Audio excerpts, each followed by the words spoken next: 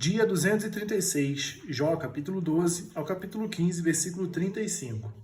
Então Jó respondeu: Na verdade, vocês são o povo, e com vocês morrerá a sabedoria.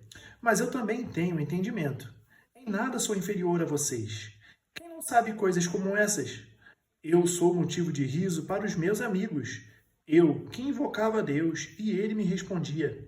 O justo e o reto são motivo de riso. No pensamento de quem está seguro, há desprezo pela desgraça, um empurrão para aquele cujos pés já vacilam. Os opressores têm paz em suas tendas, e os que provocam a Deus estão seguros. O Deus deles é a sua própria força. Mas pergunte agora aos animais, e cada um deles o ensinará. Pergunte às aves do céu, e elas lhe contarão. Ou fale com a terra, e ela o instruirá. Até os peixes do mar lhe contarão.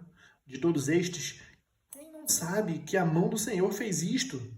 Na sua mão está a vida de todos os seres vivos e o espírito de todo o gênero humano. Por acaso, o ouvido não avalia as palavras assim como o paladar prova as comidas? Está a sabedoria com os idosos? Será que a longevidade traz o entendimento? Com Deus estão a sabedoria e a força. Ele tem conselho e entendimento. O que ele derruba não pode ser reconstruído. Se ele lança alguém na prisão, ninguém o pode abrir. Se ele retém as águas, elas secam. Se ele as solta, elas devastam a terra. Com ele estão a força e a sabedoria. A ele pertencem o engano e o enganador. Ele leva os conselheiros embora, descalços, e faz os juízes de tolos. Solta os laços que prendem os reis e amarra uma corda aos seus lombos. Ele leva os sacerdotes embora, descalços, e transtorna os poderosos. Deixa os conselheiros sem palavras e tira o entendimento dos anciãos. Lança desprezo sobre os príncipes e afrouxa o cinto dos fortes. Das trevas revela coisas profundas e traz à luz a densa escuridão. Deus engrandece as nações e depois as destrói. Dispersa-as e de novo as congrega. Tira o entendimento dos chefes do povo da terra e os faz vaguear pelos desertos sem caminhos. Nas trevas andam tateando, sem terem luz. Ele os faz cambalear como bêbados. Eis que os meus olhos viram tudo isso, e os meus ouvidos o ouviram e entenderam. O que vocês sabem, eu também sei. Em nada sou inferior a vocês. Mas falarei ao Todo-Poderoso e quero defender-me diante de Deus. Vocês, porém, cobrem a verdade com mentiras. Todos vocês são médicos que não valem nada.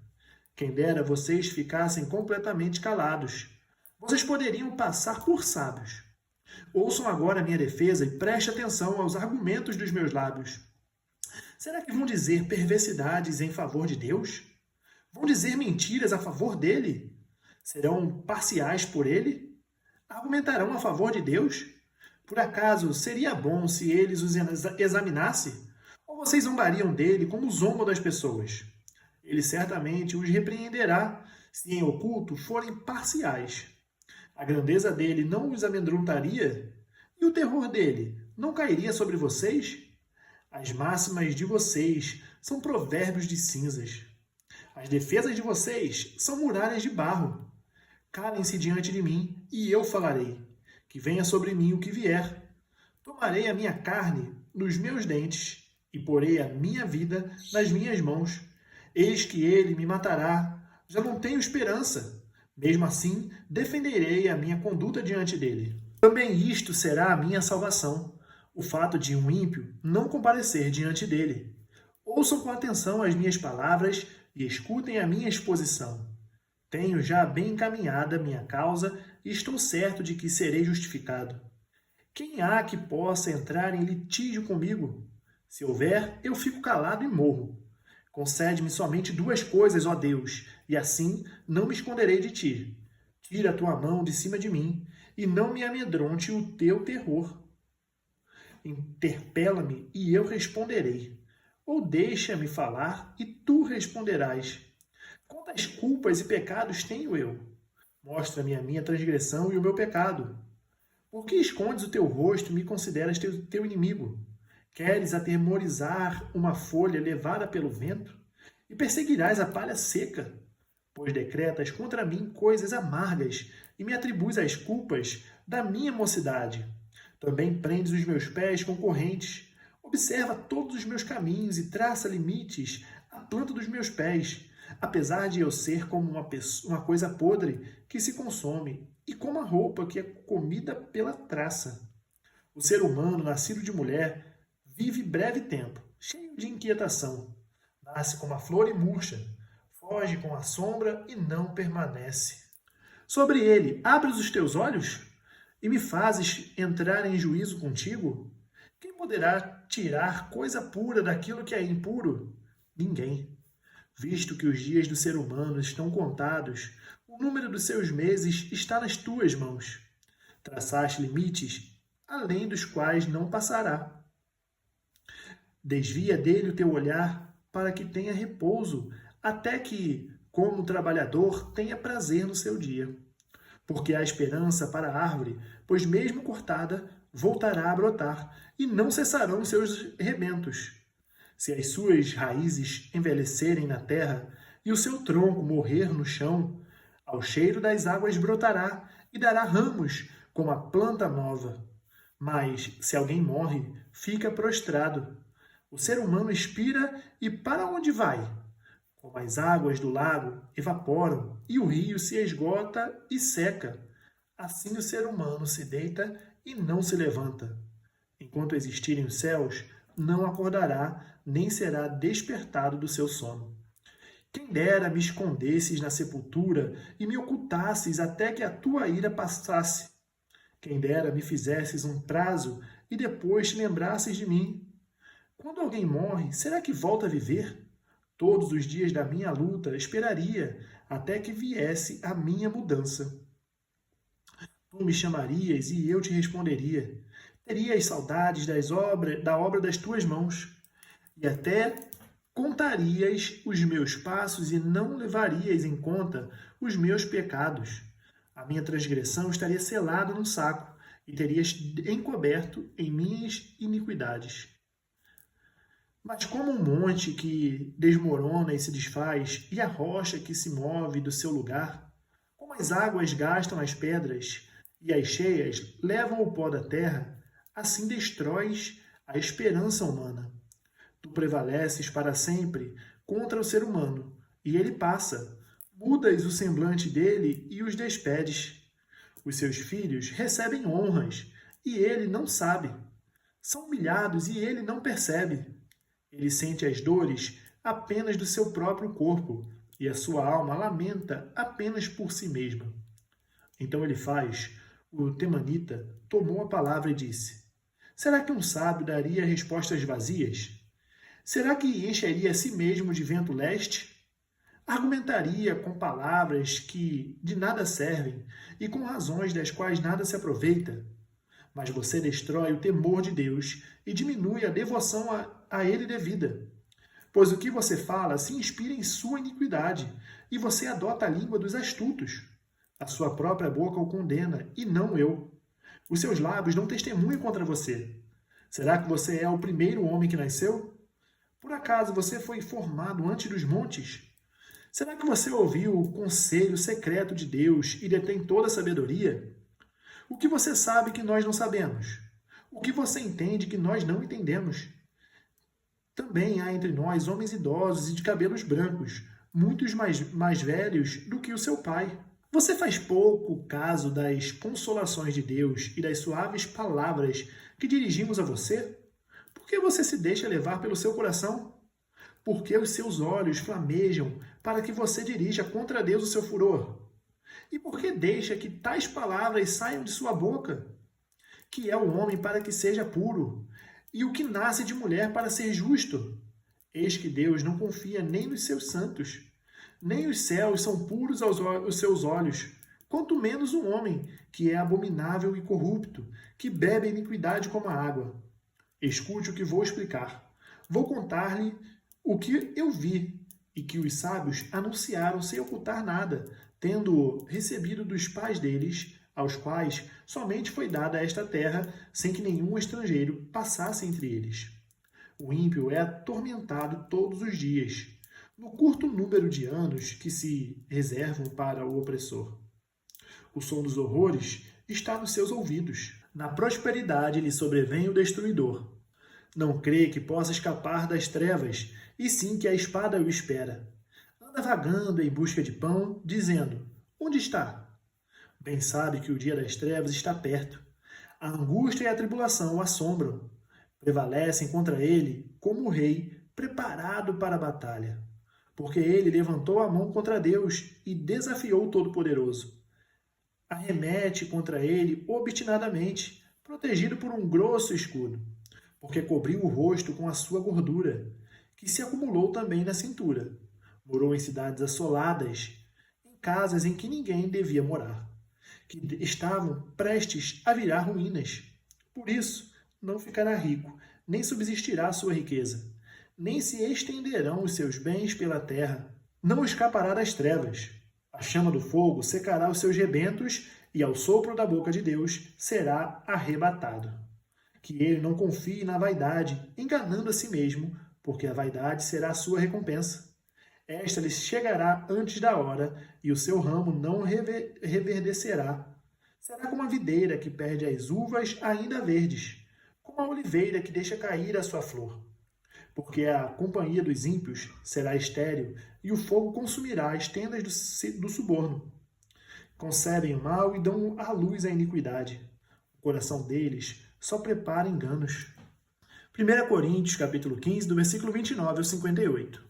De outra maneira, que farão os que se batizam por causa dos mortos? Se de fato os mortos não ressuscitam, por que se batizam por causa deles? E por que também nós nos expomos a perigos a toda hora? Dia após dia morro. Eu afirmo isso, irmãos, pelo orgulho que tenho de vocês em Cristo Jesus, nosso Senhor. Se como homem lutei em Éfeso contra feras, qual foi o meu proveito? Se os mortos não ressuscitam, comamos e bebamos, porque amanhã morreremos. Não se enganem, as más companhias corrompem os bons costumes.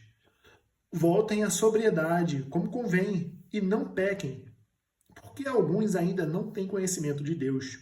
Digo isto para vergonha de vocês. Mas alguém dirá: como é que os mortos ressuscitam?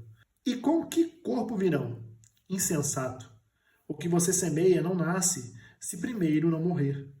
E quando semeia, você não semeia o corpo que há de ser, mas o simples grão, como de trigo ou de qualquer outra semente.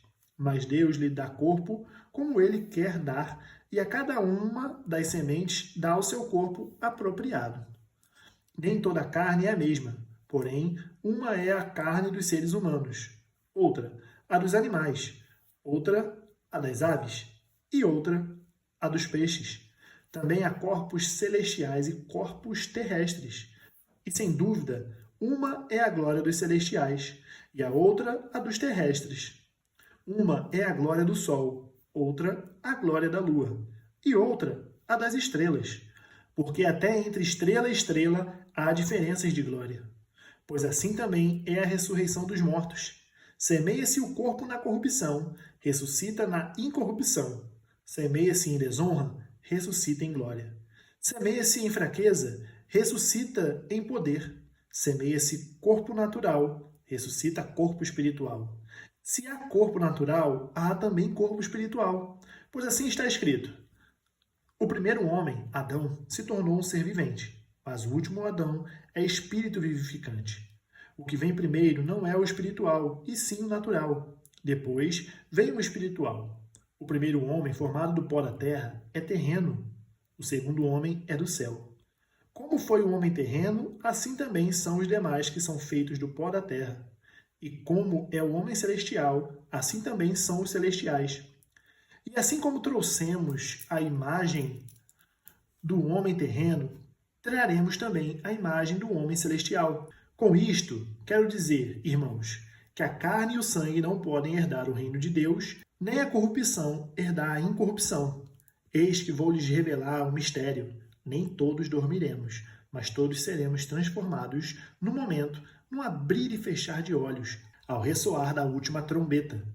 A trombeta soará, os mortos ressuscitarão incorruptíveis e nós seremos transformados, porque é necessário que este corpo corruptível se revista da incorruptibilidade e que o corpo mortal se revista da imortalidade.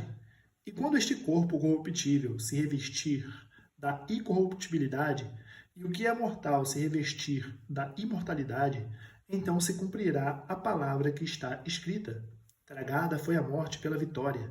Onde está, ó morte, a sua vitória? Onde está, ó morte, o seu aguilhão? O aguilhão da morte é o pecado, e a força do pecado é a lei. Graças a Deus, que nos dá a vitória por meio de nosso Senhor Jesus Cristo. Portanto, meus amados irmãos, sejam firmes, inabaláveis e sempre abundantes na obra do Senhor, sabendo que no Senhor o trabalho de vocês não é vão. Salmos capítulo 39, versículo 1 ao 13. Eu disse comigo mesmo, guardarei os meus caminhos, para não pecar com a língua. Porei mordaça a minha boca, enquanto os ímpios estiverem na minha presença. Emudeci em silêncio, calei a respeito do bem, e a minha dor se agravou. O coração me ardia no peito. Enquanto eu meditava, um fogo se acendeu dentro de mim. Então eu disse em voz alta, Senhor, dá-me a conhecer o meu fim e qual é a soma dos meus dias, para que eu reconheça a minha fragilidade.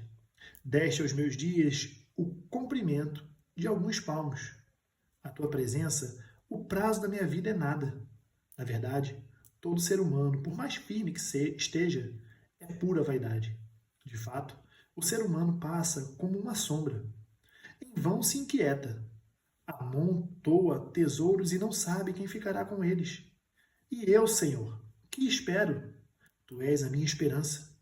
Livra-me de todas as minhas iniquidades. Não permitas que os insensatos zombem de mim. Emudeço, não abro os lábios porque tu fizeste isso. Tira de sobre mim o teu flagelo. Pelo golpe de tua mão estou perecendo. Quando castigas alguém com repreensões, por causa do pecado, destróis nele como traça o que tem de precioso. De fato, o ser humano é pura vaidade. Ouve, Senhor, a minha oração. Escuta-me quando grito por socorro. Não fiques insensível às minhas lágrimas, porque sou forasteiro diante de ti, peregrino como todos os meus pais o foram. Desvia de mim o olhar para que eu tome alento antes que eu passe e deixe de existir. Provérbios, capítulo 21, do versículo 30 ao 31. Não há sabedoria nem entendimento, nem mesmo conselho contra o Senhor. O cavalo é preparado para o dia da batalha, mas a vitória vem do Senhor. Terminamos o dia 236, nós nos vemos amanhã no dia 237. Até mais.